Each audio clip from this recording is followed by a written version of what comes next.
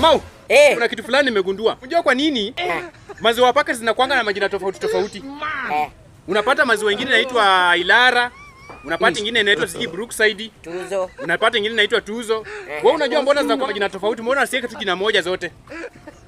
Wewe kuna kitu umeshaigundua? Hapana, sijawahi kugundua. Kwa nini hizo maziwa zinakuanga na majina tofauti tofauti, majina tofauti tofauti? Kwa nini?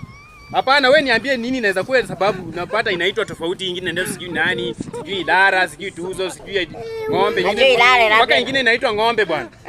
Kwanza Ilara. Wewe sana inaitwa ng'ombe. Ng'ombe. Sijui imetoka kwa ng'ombe. Oh, hapana, hiyo si sababu.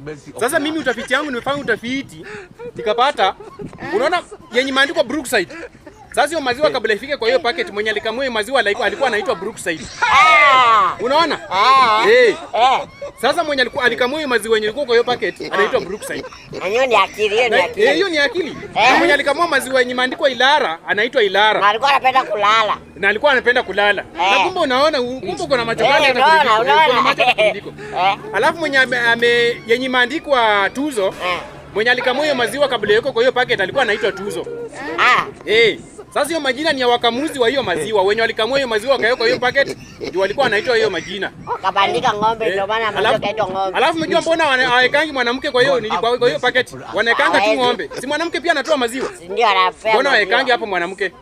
Na unajua kuna maziwa mengine kwa hizo packet inatoka kwa mwanamke. Hawawezi chora hapo mwanamke. Kwa nini? Something will kill a man. Watu hawezi. Mtu mzima anaweza kunywa maziwa ya mwanamke? Haya hapa aje. Hawezi. Sasa ataanza aje? Sasa walichora ng'ombe hapo kutuzubaisha. Na hii maziwa yote kuna yenye inatoka kwa ng'ombe na kuna yenye inatoka kwa kondoo, kuna yenye inatoka kwa mwanamke. Sasa unaona? Sasa walituzubaisha wakachora pale ng'ombe. Mwanamke. Ina testing kama maziwa lala. Ndio kwa sababu nyingine inaitwa Ilara. Maziwa lala. Ilara na hiyo. Ile yenye inakaa imeharibika. Inakuanga imelala kabisa hiyo. Hiyo inakuwa imelala. Sasa unajua mwanamke iko na chumvi.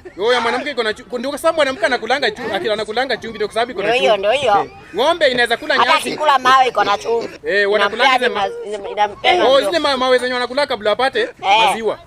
Unafikiria ni nini hizo mawe? Ndio unaonanga hata ng'ombe ikikula nyasi lazima iweke chumvi. Unaona? Sasa wanatuzubaisha, wanachukua ng'ombe wanachora pale ndio tukunywe. Ndio watu wanapenda ng'ombe na nyama yake. Sasa sisi tujue tu ni maziwa ya ng'ombe peke yake. Ndio hiyo. Na ya mwanamke pia iko kwa hiyo maziwa. Hiyo ni akili. Ya kondoo pia iko kwa hiyo maziwa. Iko kwa hiyo maziwa. Sasa kuna kitu umegundua? Kuna knowledge umepata leo? Leo nimepata kitu. Na hiyo ni maneno hayo. My Lord, I wonder.